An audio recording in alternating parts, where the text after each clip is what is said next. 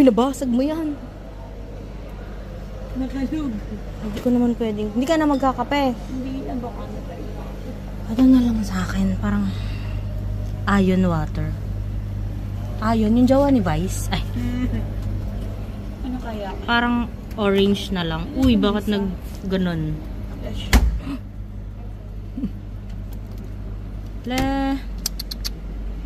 Orange or lemon? May lemon na yung kanina, no? Ito na lang orange. Pokari? Lemon yung inin ko kanina. Oo, lemon. Orange naman, maiba lang. Okay. Mili-mili pa tayo kung kape o iced tea. Shoota ka. Hala, nagsugat. Hindi yung ano ko. Ang bobo. Ngayon ko lang naramdaman na naman. Late ko na naman naramdaman yung sakit. Ah? Oo, may ganun. Yung paso ko sa curling iron. Nangyari dito. Anywho. Confident na siya bumili. Nawala yung focus ko.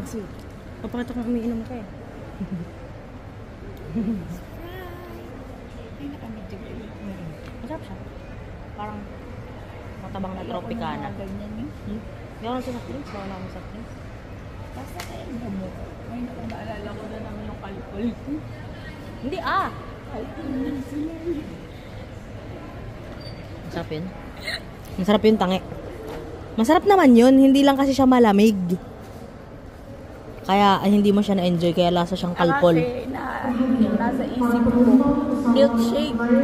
Nare-reklamo po siya dun sa binili niyang orange. Mali. Ano yun? Strawberry milkshake. Diyan, doon sa Dufan. Lasang, which is true, lasang gamot. Lasang kalpol. Strawberry. Buong araw tayong lumabas. Ngayon lang ako nag-ipon ng video na naman. Tinamad ako eh, bakit ba? Nawala sa isip ko, vlogger pala ako. Ay! Charis lang. Yan, alis na kami. Babalik na kami ng Philippines. Tantang nag-grainy siya pag zinuzoom ko. Boom.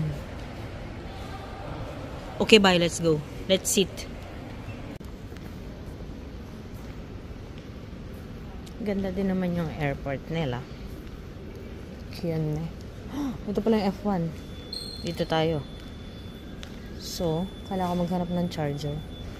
Charging station. Ay, dito.